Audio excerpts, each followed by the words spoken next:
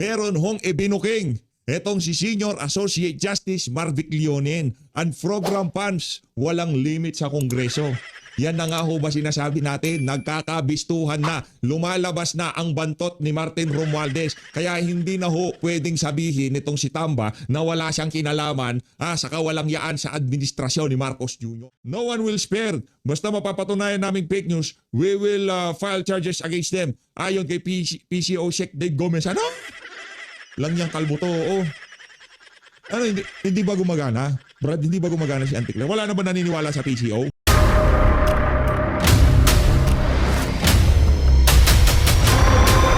Bago tayo mag-umpisa, baka pwede nyong i-like ang video na to.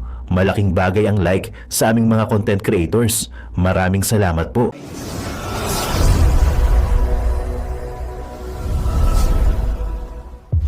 Alright mga babayan, magandang araw sa inyo. Si Anticler, umiiyak na naman. Susumbol na naman daw sa NBI. Kakasuhan kaming mga DDS na nagpapakalat ng fake news. Aray ko. Alright, magandang araw sa inyo mga kababayan ko, mga kumare ko, mga kumpare ko. Welcome to my vlog again. Kagigising ko lang. Vlog muna tayo. So shoutout sa mga kumare ko dyan na nanonood ngayon. Isang like, isang subscribe naman dyan. Nako mga kumare ko.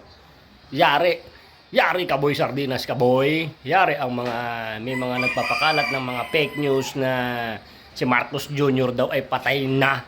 Ay alam nyo mga babayan, may tanong sa aking page nga buti hindi pa ginugurgur yung Aero Metal Guard me na half followers.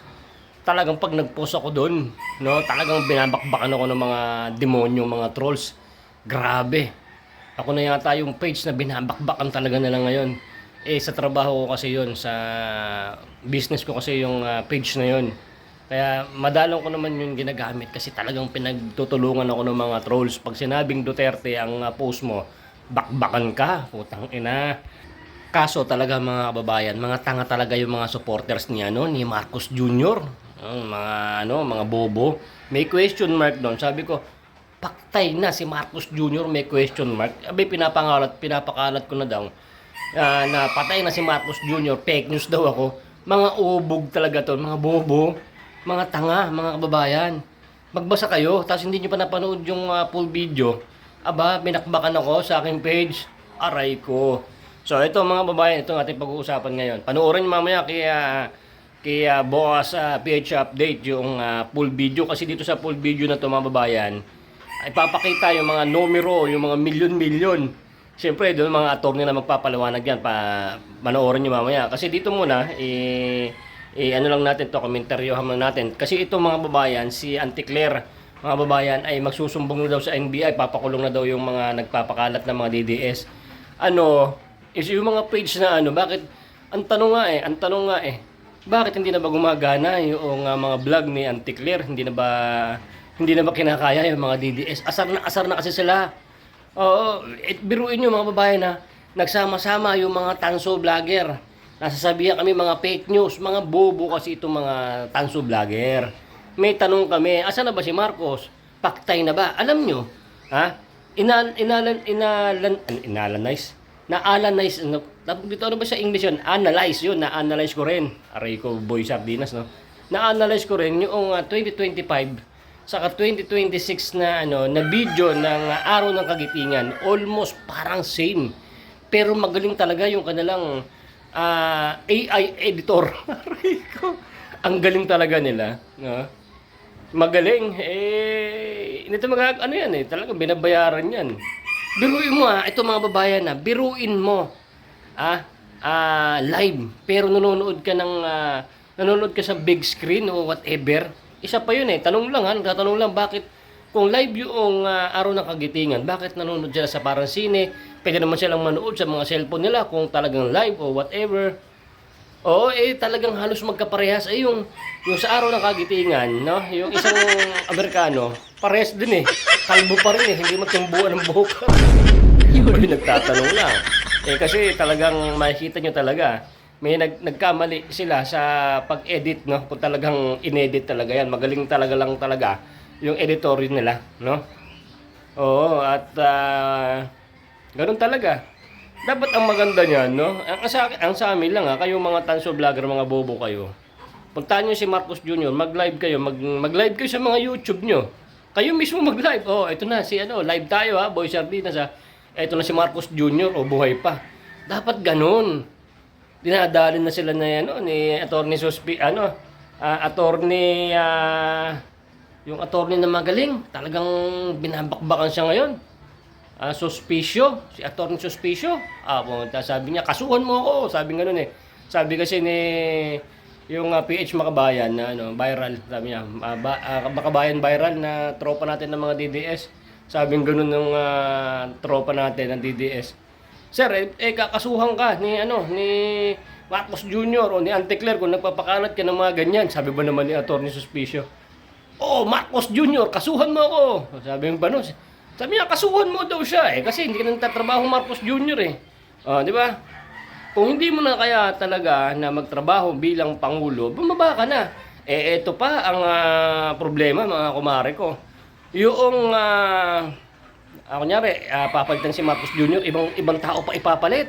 Hindi si BP Sara, talagang halata talaga itong mga demonyo na to, mga bayan ko, nagpapahalata talaga sila na talagang ayaw nila kay BP Sara.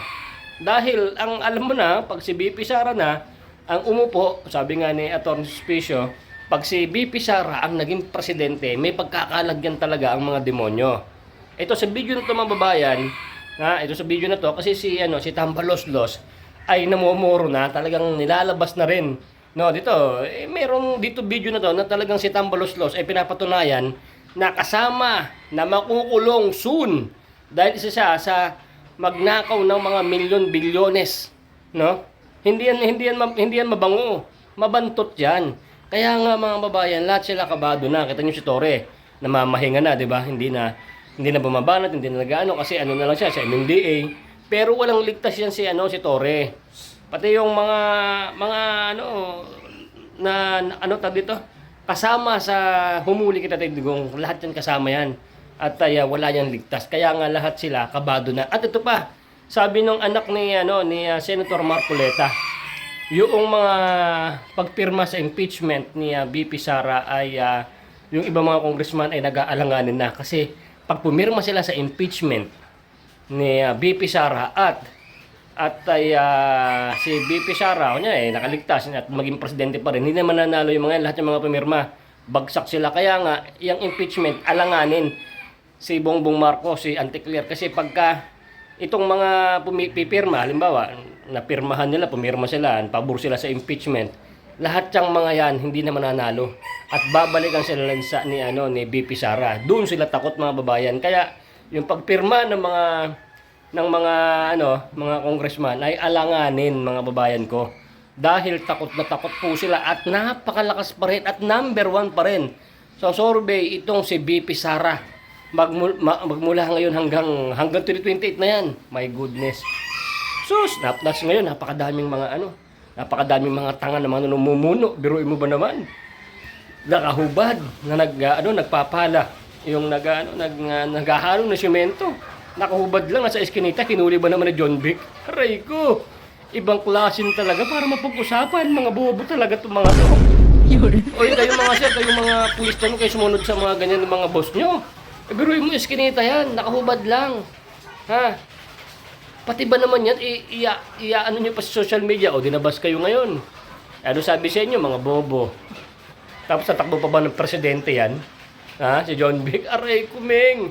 Ni isang guhit, ni isang tag dito, ni isang tuldok, wala kang sinabi sa mga Duterte. Kaya kayo ngayon, sulitin nyo na talaga yung pamumuno nyo kasi pag mupo na si BP Sara, tanggal kayo, wash out kayo dyan. Ang mga balateros ang papalit sa mga pwesto nyo po kung ina nyo. Di ba? So ganito mga kumare ko, kung nagustuhan mo tong video na to, yun nga, sabi ko nga sa inyo, ipapakulong na kami ni Anticler kasi hindi na gumagana yung mga bobo nilang mga vloggers, mga tanga kasi mga bobo, mga tanga, yung mga pinagkukuhan niya, gumagasos sila ng binabayaran niya yung mga yan, mukhang ang babantot pa naman din ng mga vloggers nilang alam mo, ang gaganda. Wala ganun talaga. Galit na galit sila sa mga DDS. Kaso mga tanga sila, thumbnail pa lang. Nagpe-fake news na daw kami. Hindi naman sila nanonood ng totoong video. Wala ganun talaga mga bobo. So mga kumare ko, kung nagustuhan mo tong vlog natin, like nyo, subscribe nyo si Boss PH Update. Panoorin nyo kasi napakaganda to. Pag-uusapan dito yung mga estimating whatever, na ba? At hanggang sa dulo panoorin nyo, then i-share nyo sa mga kumare natin. Don't forget to share. Okay? See you on my next vlog. Thank you and God bless. Tuloy mo na ang video boy. Let's go! Nanatiling nangunguna si Vice President Sara Duterte sa 2028 presidential election na may 35.9 na boto sa national survey ng WR Research para sa Marso 2026. Palakpakan ho tayo dyan. Palakpakan. Napakagandang balita ho yan mga kababayan. Napakagandang balita. Pangalawa sa nangunguna si Senator Rapi Tulfo. Mababa din yan. Habang pangatlo naman, si Naga City Mayor Leni Robredo. As usual, yung dalawa na mamanukin ng administrasyon. Pero ako dito kay Leni, hindi ako magpapaano. Hindi ako magpapamanok dito sa bangag na to. Hindi rin at para dito kay Rapi Tulfo, dito kay si Rapi Tulfo, hindi rin ako magpapamanok sa administrasyon. Anak ng toka. Kaliwat kanan. Paano na lang pagkadebate? Pagka tinanong kayo, kung manok ka ni Marcos Jr., pag ba naupo ka, ipapakulong mo yung mga mastermind sa mga maanumalyang flood control projects. Alam nga naman sumagot ka, manok mo nga, minamanok ka nga ni Marcos Jr. at alam mo naman sa sarili mo na siya mastermind, di ba? Ano yung lukuhan? Eto, Sara Duterte nangunguna sa 2028 presidential election. Presidential election sa National Survey. WR numero research pa. Sinasabi natin, ha? Hindi yan, di mapipigilan yan. Next. Nako, ito na nga ba sinasabi natin? Ito si Calvo, meron na namang bagong hana sa social media. Anak ng tokwa, yan ang problema. Pagka hindi na nila kayang gawin ang trabaho nila, kung sino-sino na lang rinireklamo sa NBI. FB page, rinireklamo na PCO dahil sa umano'y pagkakalat ng fake news. Ano ba ang panlaban sa fake news? May trolls kayo, may mainstream media kayo, may PTV kayo, may anti-clear kayo. Ano pa bang kulang sa inyo? PH Update, hindi mangyayari yun. Hindi ako makikisa sa mga kabalintunaan nyo, sa mga kalokohan nyo. Di ba? Bilyon ang pondo, may anti-clear kayo, may mga bayarang vlogger kayo, may mga mainstream media kayo, may Tribune kayo, may PTV kayo, may News 5 kayo. Kung nagpakalat ng fake news ang isang FB page, ang daling i-debunk niyan, ang daling i-report, may meta kayo, ano ba? Walang niyang kalbo to. Problema, parang ayaw nyo na atang magtrabaho, ayaw nyo na atang reklamo versus Money nagkakalat ng fake news. Nagtungo Presidential Communication Office, PCO, sa Department of Justice ngayong Martes, April 7 para ireklamo ang Facebook page Malasakit News Philippines. Dahil ito umano'y nagkakalat ng naturang page ng peking impormasyon na layong magdulot ng pangamba at kalituhan sa publiko. Ano ka ito ba? Ulit, may anti-clear kayo, may bayarang vlogger kayo, may Tribune kayo, may PTV kayo, may PCO kayo, may News 5 kayo. Ano ba naman itong isang page na to na Malasakit News Pilipinas? Di ba? Dali lang. Ano yan? At para saan yan? Diversion. Para mapag-usapan si Calvo. Di ba? Para lumabas sa balita si Calvo. Pinaiimbestigahan ni PCO ang 3 fake news post page tungkol sa energy lockdown fuel shortage at emergency lockdown dahil sa umano'y COVID-19 variant. Ano? Hiniling na nga siya na matukoy ang mga nasa likod ng page at mapanagot sa batas. Panagutin nyo. No one will spare. Basta mapapatunayan naming fake news, we will file charges against them. Ayon kay PCO Sheikh Dave Gomez. Ano? Lang niyang kalbo to. Ano, hindi ba gumagana? Brad, hindi ba gumagana si Anticler? Wala na ba naniniwala sa PCO? Kaya kailangan nyo na magpunta sa FN. Ibig sabihin ba pag nagpunta kayo sa NBI, automatic pagka nagsalita na si Anticler, papaniwalaan na ng sambayan ng Pilipino? Langya ka? Itong kalbo na to, gawin nyo trabaho nyo. Sagutin nyo ang tanong ng sambayan ng Pilipino kung buhay pa si Marcos Jr. kasi hinahanap namin siya. Sagutin nyo ang sambayan ng Pilipino kung meron ba talagang konkretong plano ang administrasyon na to sa problemang kinasasangkutan natin ngayong mga panahon na to. Sagutin nyo ang ating mga kababayan kung ano na ang ginagawang hakbang ng administrasyon nitong si Marcos Jr. para matuldukan o masolba ang mga nagtataas ang presyo ng mga pangunahing bilihin. Lang yung kalbo ka. Hindi ito si Justice Leonen, matino yan. Langya kayo, baka sabihin nyo si Justin. Yan ang kalbo na mabuting tao. Pero yung isang kalbo dyan, alam nyo na, kasunod niyan. Si Justice Leonen, mabait. Kalbong matino. Pero yan si Dave Gomez, ay, hindi pala Justice Gomez. Yan si Justice Leonen, matino. Kalbong mabuting tao, pero yung isa, kalbong masamang tao. Nakanantokwa. Hindi na lang kayo magtrabaho. Meron na kayong Tribune, meron na kayong PTV, meron na kayong News 5, meron na kayong Anticlear, meron na kayong PCO. Pupunta pa kayo ng NBI para lamang sa 2 post, palakpakan.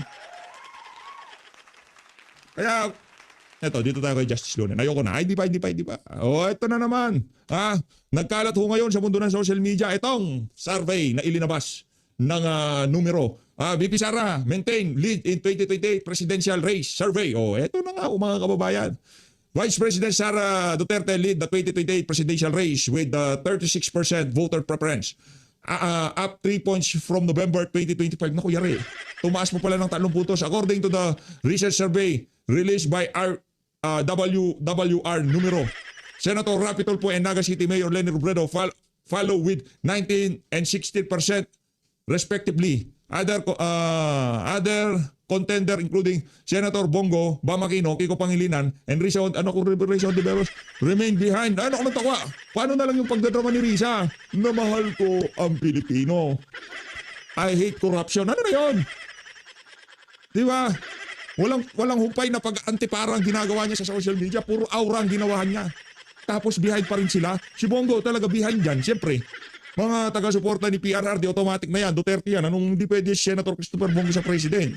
Hindi naman siya inaano ko. Habang nandiyan si VP Sara, walang ibang pupustura. Tapos ang usapan. Kung sino man ang nagbida-bida, babanatan natin yan. Di ba?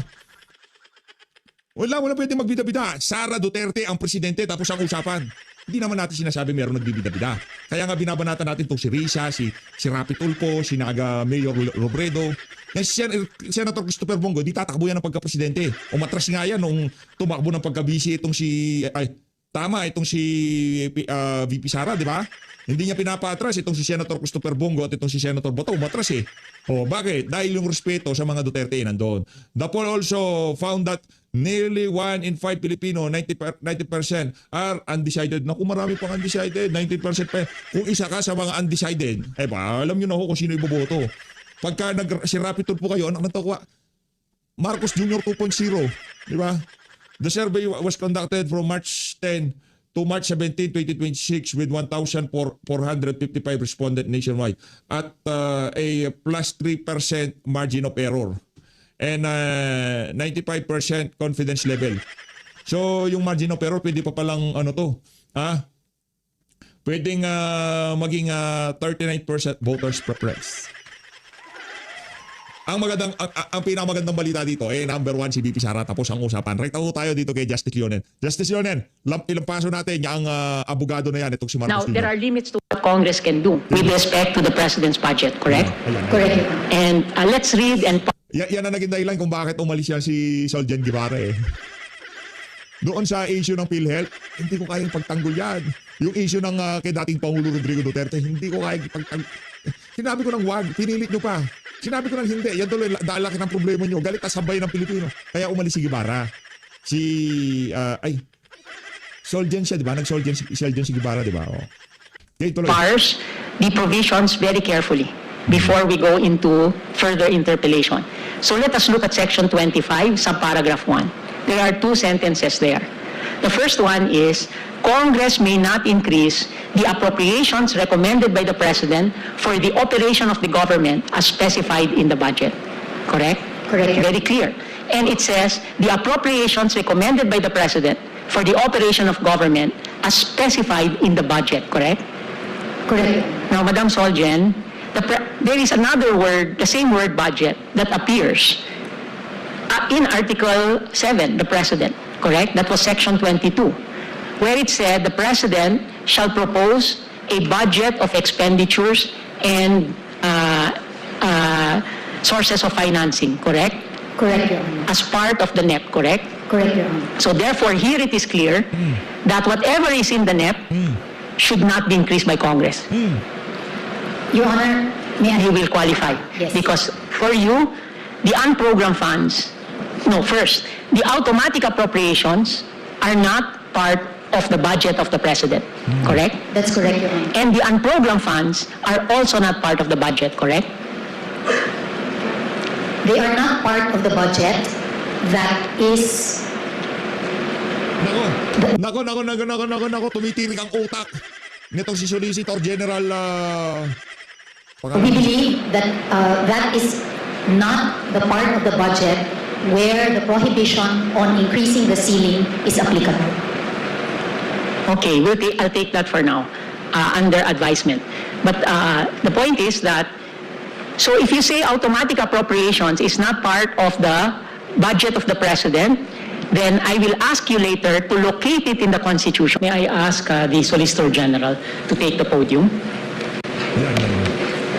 So, Jen,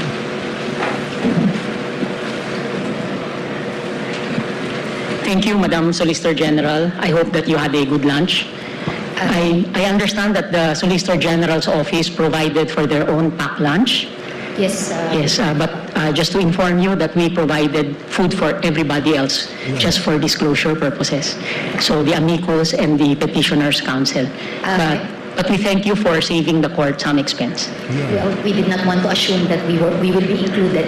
Yes, and please don't assume next week, next time again. That is fiscal discipline. Now, just to start off, so there is what is called a the budget of expenditures and sources of funds. This is called the BESF, just so we are familiar with the terminology. And the BESF is a part of the NEP, the National Expenditure Program, correct? Yes, Your Honor. And the National Expenditure Program contains the BESF, the Budget for Expenditures and Sources of Funds, and a more detailed listing of the expenditures divided by purpose and divided by classification, correct? Yes, Your Honor, plus the automatic appropriation, but Yes. only for information. Yes.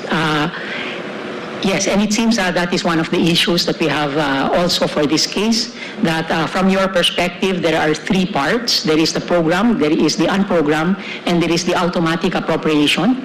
But on the other end, they are classifying it only as programmed and unprogrammed. But that nonetheless, just so we are familiar with the figures. And then there is what is called a total expenditures for the program, a TEP, correct? Yes, Your Honor. And this is the total amount for the NEP that is proposed by the budget of the President, correct? Yes, Your Honor. Just so we're clear, the NEP, the National Expenditure Program, is otherwise called the President's budget, correct? Yes, Your Honor. Yes, and after the President's budget goes through the House of Representatives, the House of Representatives produce a General Appropriations Bill, or what is often referred to as the GAB, correct? Yes, Your Honor. And after that, it is given to the Senate, and in the Senate, they just call it the bill on third reading, correct? Yes, Your Honor. And after that, if there are disagreeing provisions, they call a bicameral conference committee, or a BCC, and this BCC therefore produces a proposed resolution where both houses will ratify, correct? Yes, Your Honor. And from there, they produce the General Appropriations Act for the signature of the President, correct? Yes, Your Honor. And after the GAA, the President exercises a different kind of veto. We will examine that later, which is called a line item veto, correct? Yes, Your Honor. And the President signs the GAA within a set time. Otherwise, it will be reenacted. But along with the signature, the President formally communicates his vetoed items to the House and the Senate, correct? Yes, Your Honor. And the House and the Senate may overturn the veto based on the Constitution by a two-thirds vote, correct?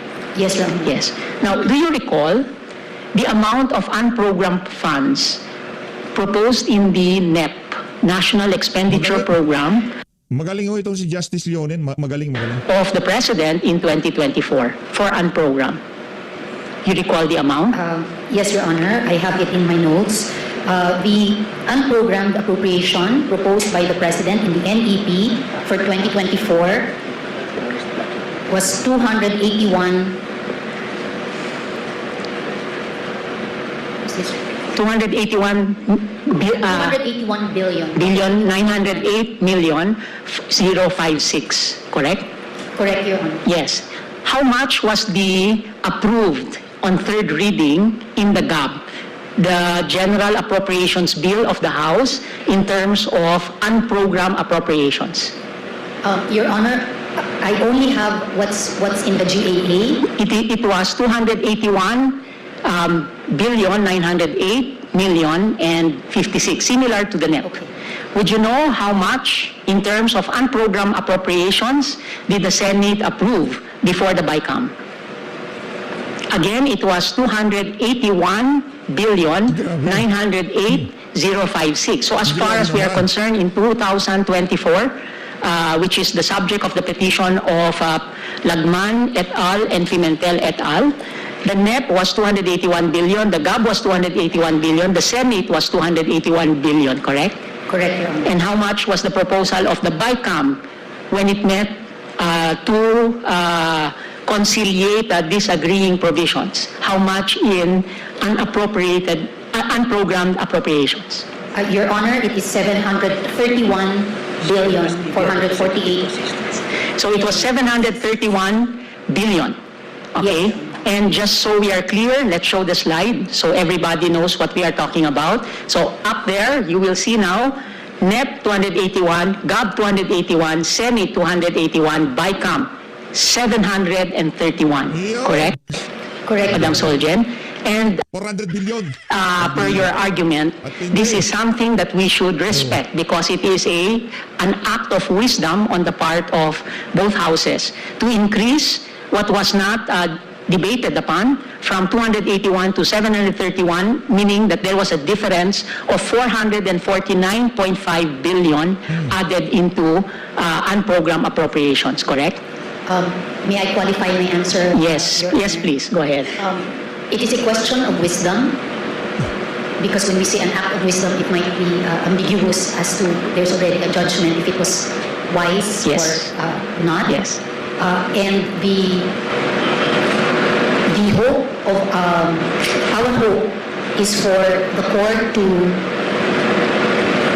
rule on a narrow question as to checking whether the power that was exercised by the Congress is within the constitutionally required constitutional requirements, or if it was within the limitations that are provided by the Constitution, Your Honor. Okay, I will take that for now. In terms of total expenditures under the NEP, the National Expenditure Program of the President in 2024, would you recall how much it was? It was 4,301,676,000,000 and some thousands of pesos, correct? In my notes, Your Honor, it is the total expenditure program is 5.7 For the NEP, billion. under the For NEP, the 2024. NEP, It was 4.3, correct? At any point, Soljen, if the DBM representative is here, the chief has reminded me that you may consult with the Department of Budget and Management if they are here. there are representatives of the DBM. Here. That's good to know because we might ask for an increase in the budget of the judiciary also. But that nonetheless, so it was 4.3, and in 2024, the total GAA expenditure was 4.7. Again, I put up the slides. Correct me if I am wrong. In 2024, the NEP was 4.3, the GAA was 4.7. So in terms of the total, it was increased. And the NEP, correct me if I'm wrong, Madam Soljen, the NEP contained both program and unprogram, correct? The National Expenditure Program or the President's budget already contained a proposal for unprogram, correct? Yes, Your Honor. So the NEP is both program, automatic, and unprogrammed, correct? Yes, Your Honor. But in 2026, which is also a budget in issue today, this is the petition of Congressman Erice, who was here, and Congressman De Lima. The NEP was 4.6 billion, correct? For 2026, 6. I put it up there. But what was actually approved by the houses, by both houses, and the President was lower. It was 4.646, with a corresponding decrease also in the unprogrammed appropriation, correct? yes, Your Honor. Yes, okay. So that we know what we're talking about, in 2024, we will start to put up now the additions in the unprogrammed fund that was included after not the third readings of the houses, both the House and the Senate, but after the BICAM. So the first slide will show you, let's put up the slide, Panay Guimaras Island Bridges Project, 3 billion. Universal access to quality tertiary education, 7 billion. This was from the program transferred into the unprogrammed, correct, Soljan? Yes, Your Honor. And universal access to quality tertiary education, would you know if there is a law that actually requires funding for this? Universal access to quality tertiary education. May I confer, Your Honor, with my team? Yes, you may defer your answer until, unless you have it now, yes? Is this the Bama-Aquino law? Yes, and this is the law that actually provides free tertiary education, which was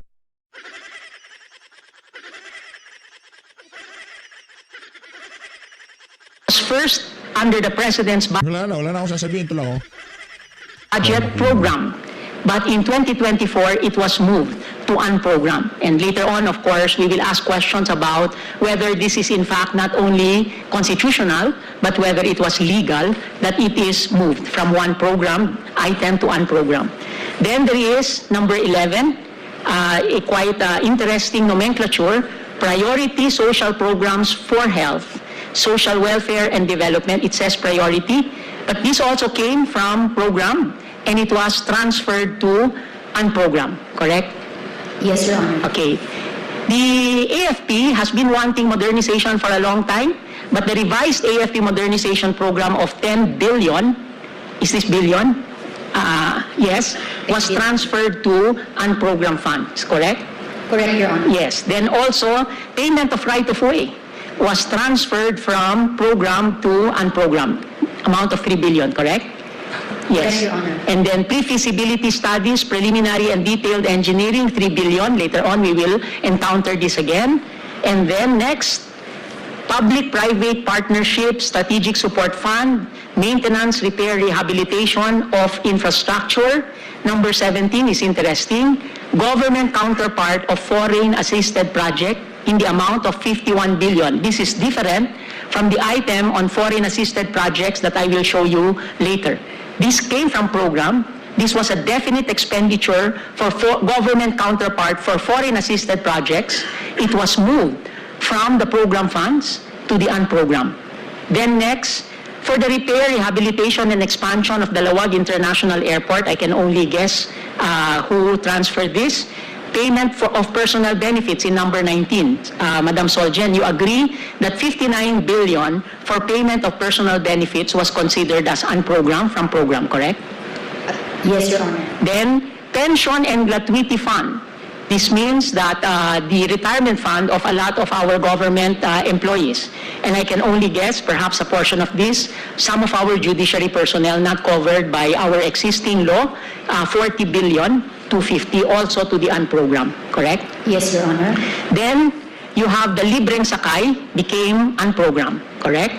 Yes, Your Honor. Also, the screening of anti-terrorist equipment, etc., unprogrammed. National Data Privacy Program, 620 million, became unprogrammed. Preparation for national election in 2025, since there was no election, perhaps they moved it to unprogrammed. Construction and repair of NFA warehouse facilities, also unprogrammed. Development and modernization plan for Dewahig. Then the next slide, you will see there, interestingly, acquisition of fire trucks became unprogrammed, not programmed. Then digital agriculture project also became unprogrammed. Then the next slide, aquaculture, fisheries, Marawi siege victims compensation program. This is the long-awaited compensation to the victims of Marawi. From program, it was transferred to unprogrammed. Supplementary feeding program, I think this was for younger kids that were indigents. Then, next slide, the creation of lawyer positions in the PAO became unprogrammed. Perhaps lawyers are not that important anyway. And then we have finally the last one, number 50, OWA Welfare Services.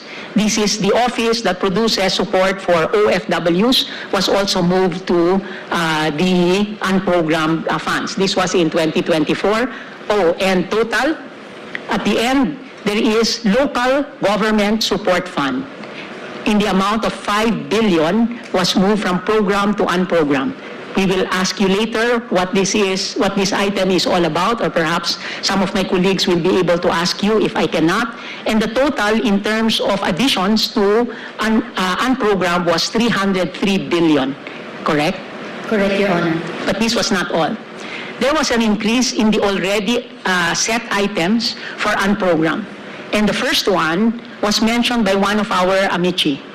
And she called it a new pork barrel. I will not go to that extent because that may be a legal terminology, but it is definitely perhaps a lump sum item, which was covered also in the case of Arroyo, Belgica, especially the Belgica of 2013, penned by Justice Ben. So the NEP proposed that the SAGIP program was only 50 billion, but in 2024, this lump sum was increased to 225 billion pesos, correct? Correct, Your Honor. And for support to foreign-assisted projects, maybe they were, as one of our amici was saying, they were predicting that some of the foreign-assisted projects in the pipeline might be approved. It was increased from 117 to 178, correct? Correct, Your Honor. So this is the situation that I think all of us are agreed upon, which is now at issue, because 2024, as shown by our various amici, was the year where there was an extraordinary increase in the amount of unappropriated, unprogrammed funds, not unappropriated, but unprogrammed funds. Okay, now let us proceed. The concept, let's talk about the architecture in our Constitution because we need to talk about the various provisions in context so everybody understands it. So the Constitution does not give one branch of government what is usually referred to as the power of the purse, because the power of the purse is big and consistent with the architecture of the Constitution. The contents of that power are distributed among constitutional departments and organs. Do you agree? I agree, Your Honor.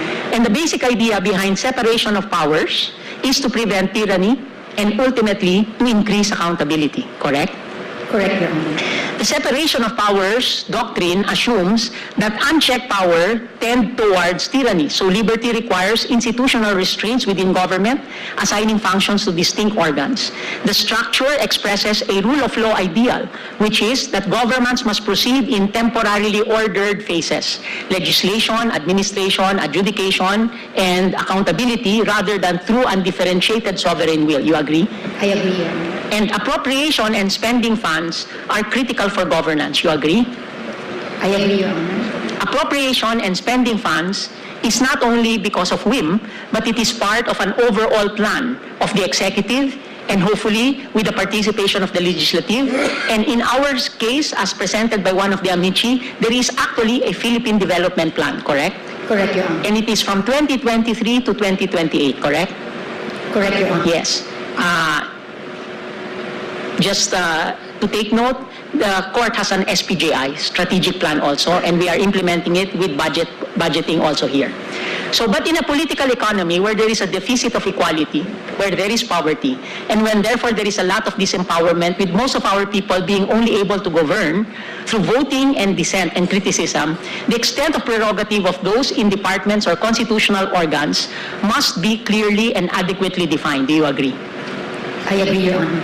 And in interpreting the Constitution, though, apart from this purpose, we must be mindful as the court that the judiciary, unlike the executive and the legislative, is not possessed with complete, current, and contingent information. You agree? Agree, Your Honor. And that the executive must also be given some appropriate leeway by both this court and Congress to address the current situation. You agree? I agree, Your Honor. And that laws, including the General Appropriations Act, are frameworks and limits plans of action, but they do not and should not unduly shackle the executive to address what has not been fully foreseen despite reasonable and diligent efforts, correct? Correct, Your Honor. Like the situation we have today, that when the budget was passed, no one could have imagined what will happen in the Middle East, correct? Correct, Your Honor. But I am sure, and we are witness to the fact that both the House and the Senate are currently investigating, holding hearings in aid of legislation to see what they can do to supplement whatever powers are needed by the President to address the current situation. In fact, they passed a law allowing the President to suspend excise taxes, correct? Correct, Your Honor. Yes. In other words, we should be mindful that we should not straitjacket the reading of the text of the Constitution, even with precedents, and make sure that the Constitution should be a living but empowering document, correct? Correct, Your Honor. Yes, empowering but also a document with accountability, correct? Correct, Your Honor. Because as Richard Posner said, the Constitution is a living document, but it is not a suicide pact, correct? In other words, the Constitution is a living document. However, it's not a suicide pact. In other words, all the departments must be rational in terms of arriving at their own conclusions with respect to their own power canalized, correct? Correct, Your Honor. Okay. And for a purpose of exercising the power of the purse, just so that we are all clear, this is divided as follows. The executive, the president, and there's only one executive in the Constitution, it's the president, and everybody is the alter ego, prepares the budget, correct? Correct, Your Honor. The legislature, and that is Congress, with the House acting first, authorizes or appropriates, correct? Correct, Your Honor. Then the president, and the president only, spends or executes with clarification, again, by our case in 2013, that the legislature has no participation in the post-enactment or execution stage. You agree? Agree, Your Honor. And the Commission on Audit, as a constitutional organ, checks on the expenditures, correct? Correct, Your The Honor. ombudsman can prosecute, correct? Correct, Your Honor. And the judiciary, of course, is tasked with interpreting the boundaries of these powers as contained in the text of the Constitution and in statutes, correct? Correct, Your Honor. Now, during your presentation, in your opening statement, you mentioned the case of KMU versus Aquino. Do you recall in what context?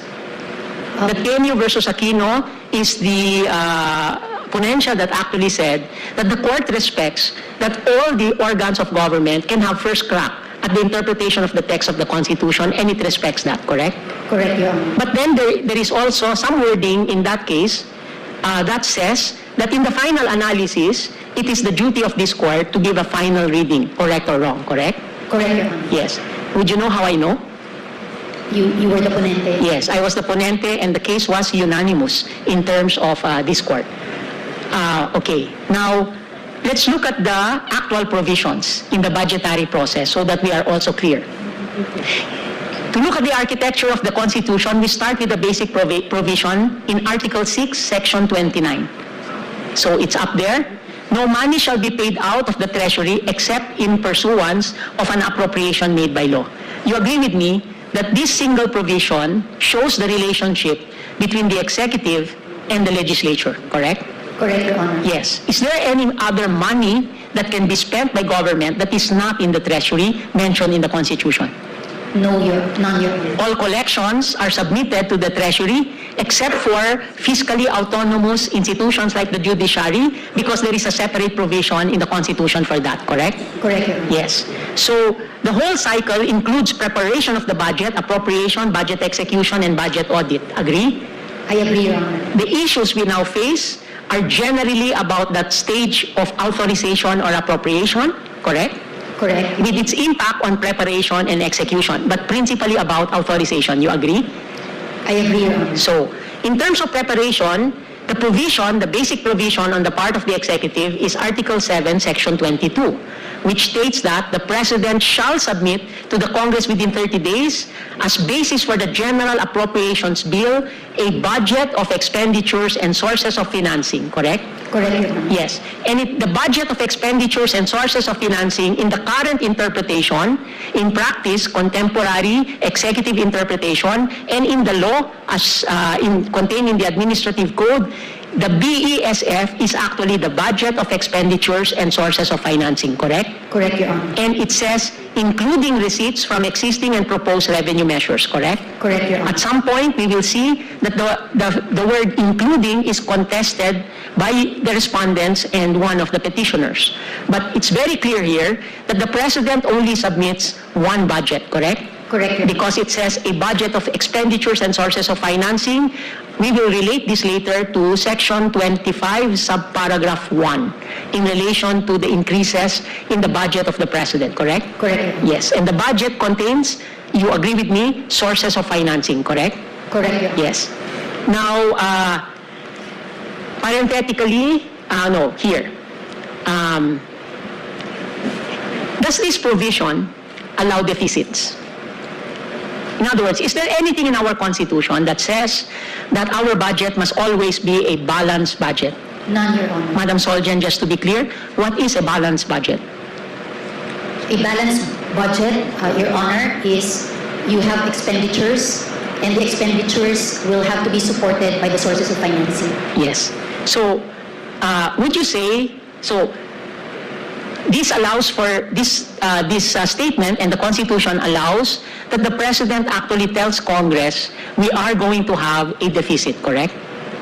Based on the projected revenues as well as the expenditures, that we will have deficits, correct?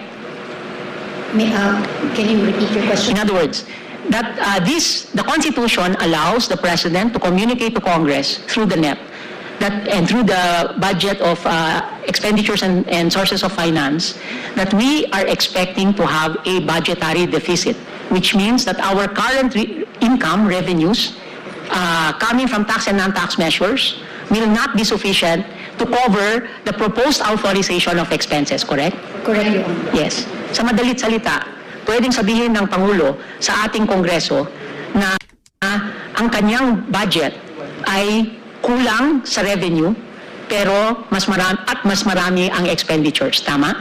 Tama, Your Honor. Yes. May I clarify Yes. also? In our briefings by the DBM, what we understand is that even the deficit spending is being planned, and part of Yes. there is a deficit framework. Yes. Globally, there could be a target level which is accepted as an acceptable level, and it will depend on our executive branch Yes. as to what that level is. Actually, later, we will go into a bit of the economics just to make sure that people know that this is legitimate to have a deficit financing. I will not go into it with you. I will go into it with some of my former professors. And I do so with a lot of trepidation because I did get a high grade in basic economics from Professor Monsod, and also a higher grade in public finance from Professor Dr. Jokno. And I don't know if they can recall those grades now. But in any case, subject to contempt of court, of course. So deficits are there. Mainly, they can be filled in by income. Let us say they did not predict that there was high dividends from one of our government-owned and controlled corporation, non-tax revenue, correct? Or perhaps a new tax that would be passed by government, correct? Correct. Or a good performance of our economy, therefore increasing the amount that we collect in, let us say, value-added tax because there is more transactions, correct? Correct, yes. So also, it can be filled in by borrowings. Correct. Such as, for instance, when the Monetary Board issues a treasury bill of different maturities depending on their monetary policy, and these are actually borrowings that we have, correct? Correct, Your Honor. And technically speaking, all our currency is in a debt, except that we will not get into that, correct? Thank you, Your Honor. And that it is also possible that we borrow from foreign sources, correct? Correct, Your Honor. And with respect to foreign sources, that is also regulated by the Constitution, more specifically Section 20, which actually says that that we can contract, the President may contract foreign loans only with the prior concurrence of the Monetary Board, correct? Correct, Your Honor. And that the Constitution also says the discretion of the Monetary Board and the President to contract foreign loans can be regulated also by Congress because it says as may be provided by law, correct? Correct, Your Honor. And that at the end of each calendar year, there is a submission to the Congress so that they can monitor our foreign loans and what we have guaranteed. There is a report, correct? Correct. And that the manner of this report can be governed also by law, correct? Correct. So there is a check and balance with respect to foreign borrowings, and this was wisely included in our 87 Constitution. It was not in our 35 Constitution by the Constitutional Commissioners. One of them is actually present in the session hall right now in the person of Commissioner Christian Monsod, correct? Correct. Yes, and I had the privilege of being a research assistant of a constitutional commissioner. I carried the briefcase of one of them at that time, so I know how they thought in a while. Okay, and domestic borrowings. Who authorizes domestic borrowings, if you know? May I confer, Your Monetary Board for Treasury Bills, etc., and others. Okay. Now, all these proposed borrowings, should they be indicated in the budget of expenditures and sources of financing? it should be included. So it is there. It is part of the premise of the budget that is given there. They are going to say, the President is going to say in the BESF that there are going to be loans. So in other words, the NEP already contains all the premises for all types of budget, program, unprogram, etc. Correct? Correct, Your Honor. Yes. And now let's look at authorization, just so we're on the same page. One of the main bases and the point of contention is Section 29, well, not really contention, but 29, subparagraph 1 and 3 of Article 6. So we already mentioned subparagraph 1, and then there is the concept of a special fund. And this was interrogated by the court in the latest case of involving PhilHealth with Justice Ami as the ponensya, for which our amici, Professor Monsod said, we did something good, correct? Correct, Your Honor. Yes, so there is a special fund to be differentiated from a special appropriations law. There are laws that create special funds, correct? Correct, Your Honor. Very briefly, are these special funds the SAGF, special allotments in the general fund? Is this the same? The special fund, if the law that provides for the special fund says that it is automatically appropriated every year, then it goes to SAGF, it goes to an account. So all special funds are or should be in SAGFs, correct? And not all SAGFs are special funds. Yes, that's correct. Your Honor. Okay. Incidentally, the legislature is also involved in terms of taxation as a revenue source, correct? Correct, Your Honor. So therefore, when the President says that in the BESF that it will request for new revenue sources, it will in fact be signaling to Congress that they will be proposing new taxes, correct? Correct, Your Honor. Yes, and this is covered in Section 28. I will just flash it briefly just so we know. Now, there are limits to what Congress can do with respect to the President's budget, correct? Correct, Your Honor. And let's read and parse the provisions very carefully before we go into further interpellation. So let us look at Section 25, subparagraph 1. There are two sentences there. The first one is, Congress may not increase the appropriations recommended by the President for the operation of the government as specified in the budget. Correct? Correct. Very clear. And it says, the appropriations recommended by the President for the operation of government as specified in the budget. Correct? Correct, Your Honor. Now, Madam Solgen, there is another word, the same word budget, that appears.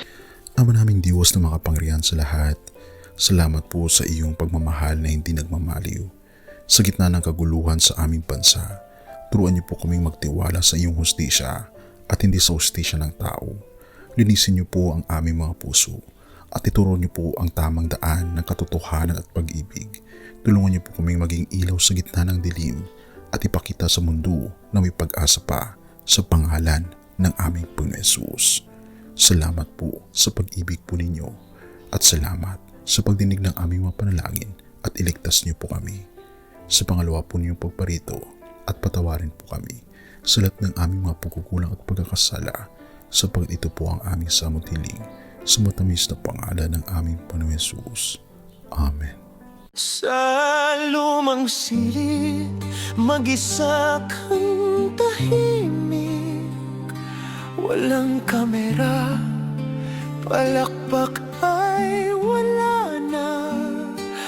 Ngunit sa bawat pader ng bayang iniwan mo, may pangalan mong di na mabubura.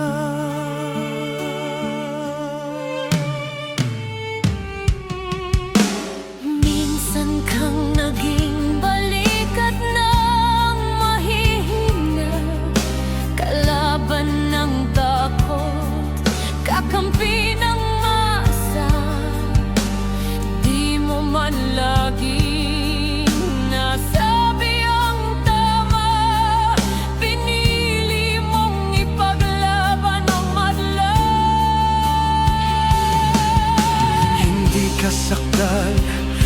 kaya naming lahat.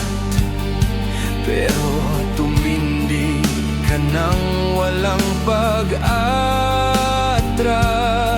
At ngayong pagod ka na, tatay, kami naman ang sasalo ng bawat bigat.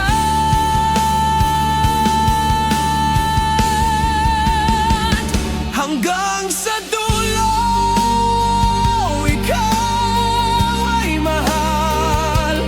Kahit papagod na ang iyong katawan. Tatay, salamat sa iyong paglaban. Ngayon, kami naman hanggang sa dulo.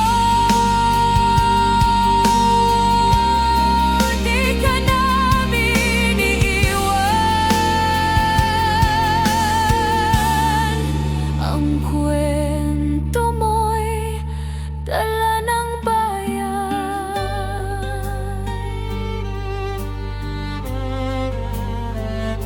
Tahimik ka na sa mga batikos.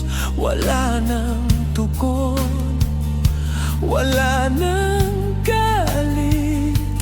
Pero sa mata ng mga maralita, naroon pa rin ang tapat mong alaala. Marami mang di nakaintindi, marami pa rin ang di nakakalimot. At ngayong wala ka ng kapangyarihan, tatay, ang magtatanggol sa'yo ay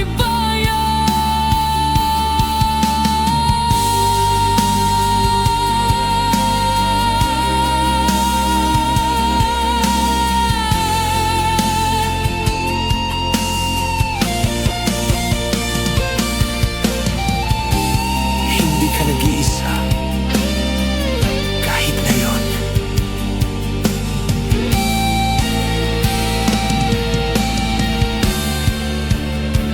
Hanggang sa dulo, tangan ka pa rin sa puso ng batang minsan mong pinakain.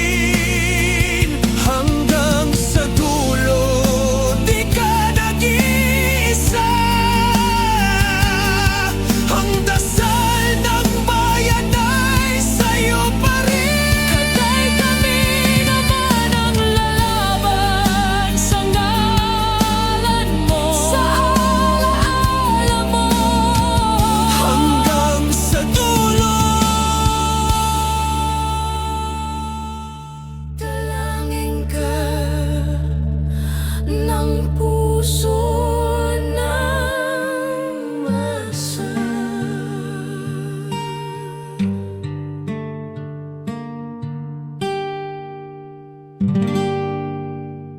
At yun na nga mga kababayan, ano na ang masasabi mo? Kung mayroon kayong hinaing at komento patungkol sa balitang ito, please comment down below. Pag-uusapan natin yan sa comment section. At kung nagustuhan nyo ang video, ay huwag kalimutang mag-like at i-share na din para mas marami pang makaalam at umabot ito sa marami sa ating mga kababayan. Maraming salamat po. Mabuti pa ang sardinas, may label. Eh tayo, wala. Oo nga pala. Nay, ito na yung bayad ko sa isa, ano? O, kunin mo yung isa. Isa muna, yan, no? Tapos, isa pa, di ba? 4 dapat na sardinas, eh. O, yan. 3 na. Pang-4 na sardinas. O, okay na.